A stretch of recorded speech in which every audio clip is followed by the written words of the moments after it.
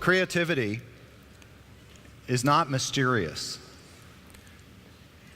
Creativity is not a rare idea that comes to you once in a lifetime and changes the world.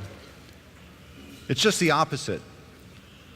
Creativity is a way of life. Creativity is a process that consistently leads to creative outcomes. The creative process starts with an idea, but it's not a big flash of insight. It's a small idea. But one small idea isn't enough to change the world.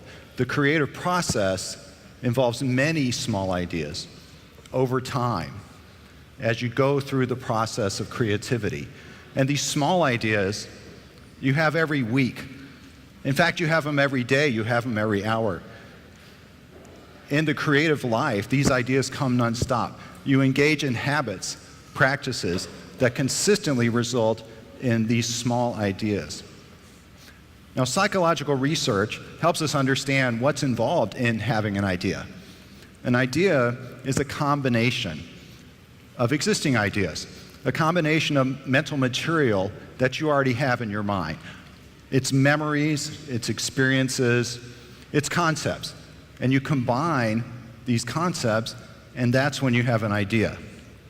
But we know from creativity research that the biggest ideas, the most creative ideas, are ideas that combine very distant concepts. We call them distant combinations. And when you can bring together those very different concepts to create a distant combination, you're more likely to have a really good creative idea. But most of us go through our days very focused. We're focused on our problem. We're focused on our work. We have our disciplinary expertise. We have our college degrees. We're working in a particular place in an organization. And most of that mental material that we have in our minds is very similar, right? It's densely interconnected. It's part of the same conceptual network. So most of the ideas you have are combining very similar concepts and ideas. So how do you have those distant combinations that are more likely to drive the creative process forward? Well, the key is to get a bunch of different things into your mind. You want to fill your mind with a very large variety of concepts and conceptual areas, memories and experiences. One of the best ways to do that is simply to be aware. It's a kind of awareness as you go through every day. Look up, look at the buildings around you, look at what's on top of the buildings, look down at the cracks in the sidewalk, things that you normally don't notice. Creativity is a form of mindfulness. It's this type of awareness that brings new material into your mind that when you're focused, you don't notice. The key is getting that mental material, the variety, inside your mind. Another really good way to fill your mind with a variety of information is to meet a lot of different people, to have conversations with people that you normally don't interact with, people who may be very different from you, people who you normally wouldn't meet. So exceptional creators engage in practices every day where they're more likely to encounter these different types of people. And that's another way you can bring this different conceptual material into your mind. So these small ideas that you have drive the creative process forward because they're bringing together those distant combinations. The core of the creative process is these small ideas, and you're having them every day. If you're really engaging in that creative lifestyle, you're having these ideas so frequently, that's what drives the process forward. But any one small idea isn't enough to change the world, right? The process involves lots of ideas, but no one idea is isolated. You connect them together over time, and that's what drives the process forward. One of the key aspects of this creative process is that it's not linear. The creative process is not linear. It's a wandering, improvisational process. You can't predict where it's going to end when you start. You have to start trusting that the process will end up getting you to a solution. It's a kind of zigzagging process, right, where it changes direction. It's constantly moving forward, but without you being able to know where it's going. One of the best things about creativity is what we call problem finding and creativity research. Problem solving often involves creativity. You come up with ideas that solve problems, and that absolutely can involve creativity. But the most exceptional creativity comes from when you start the process and you don't know what the problem is yet. You haven't figured out how to ask the question. Or maybe you have to reformulate the problem. The way you formulated the problem isn't the best way to solve the problem. You have to start the process thinking about some type of problem, some version of the question, but be receptive to a new question emerging as you're engaging in the process. That problem finding results in more exceptional creativity. That's where most of the exceptional breakthrough insights come from. An example is back in 2004, when a computer programmer named Kevin Systrom decided to develop a location sharing app on the smartphone. The location sharing app wasn't very successful. It was called Bourbon, B-U-R-B-N. And I would bet none of you ever had Bourbon installed on your smartphone. It wasn't very successful. So Kevin Systrom was trying to solve a problem of giving the world a location sharing app. As an afterthought, he put a photo sharing feature into Bourbon. And as he watched people using Bourbon, the few people that were using it, he realized they were all sharing photos and not doing location sharing. And he realized the question I should be asking is how to develop a photo sharing app. And he came up with Instagram. Instagram was the result of looking for a problem that emerged from the process.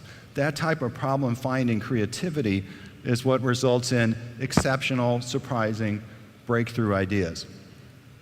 The creative process is not linear. You have to start the process, but as I said, it's a way of life. You're engaging in this process every day. You're having these ideas. You start the process, you don't know where it's going to go. You can't know where it's going to go. You have to be receptive to the wandering, improvisational, zigzagging nature of the process, because that's what will lead to frequent and constant small ideas. Another key aspect of the creative process is that these small ideas connect together over time. Each single idea can't be isolated, because then you're just having lots of small ideas. Any one small idea doesn't move you forward. It doesn't result in exceptional creativity. It doesn't result in creative outcomes that can make a difference in the world. That's the key to the creative process, is that you're connecting the ideas together over time, through the days, through the weeks. And one of the best ways to do that is, as you're having ideas, you look for the ideas that seem to have the potential to drive you forward. There's something interesting about that idea. You don't know what it is. It's not a matter of saying yes or no to each idea. You're not really selecting ideas. I mean, you have so many ideas every day in a creative life. You cannot pursue all of them. The ideas are sitting there. Maybe you keep a notebook. Maybe you're putting them on your smartphone app. You need to keep a record of them, but so many ideas. How do you decide how to move forward in the process? Exceptional creators are sensitive to that potential, the potential of an idea. Something interesting about the idea, but I don't know what it is yet. The key is that those ideas are pushing the process forward. And each idea, paradoxically, connects back to the ideas that you've already had. And what you have in this type of creative life is that each idea is constantly being revised. It's being edited. It's being improved. No single idea is ever final. You're never at the end of the process, because each idea, even when you have the idea and you think you know what it means, a few days later, you have another idea and it reinterprets. You start to realize, that idea, I thought I knew what it meant, but in fact, now I see it was something completely different. That's what happens when you have ideas that have potential. They have the potential to drive their process forward. It's a sensitivity to what's interesting about ideas. When you have that type of mindset, this daily practice, these ideas connect together over time. and drive the creative process forward. So I've talked about 3 practices, 3 habits of mind that exceptional creators engage in. One of them is having these distant combinations that result in greater creativity, and engaging in daily practices that are more likely to fill your mind with these really diverse sets of concepts and information and experiences. A type of mindfulness, a type of awareness. That's one way you can enhance your creativity. A second way that I've talked about is looking for problems that emerge from the process, this problem finding. The process is not linear. Don't get too attached to the problem that you start with. You have to be ready to accept a change in direction, that the real problem, the really interesting problem to solve, may emerge from the process. A third set of practices, habits of mind that I've talked about, is connecting the ideas together over time. It's a mindset where you're looking for the ideas that have potential, and you don't even know why yet, and you're also looking backwards to reinterpret ideas that you've already had. You don't know what they potentially mean until later. That's the power of the creative process. That's what makes it improvisational and wandering and zigzagging. Creativity is not mysterious, and that's good news because it means we all have the potential to engage in these creative practices. Everybody has the psychological ability to have ideas. We have ideas all the time. And these practices I've talked about enhance your ability to engage in this creative process and have the types of ideas that drive it forward. We have the same mental capabilities as the most exceptional creators. We know from psychological research that none of this is beyond any of our abilities.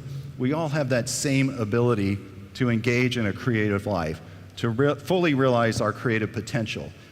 It's hard work, but the good news is it's fun, it's important, and it can be learned.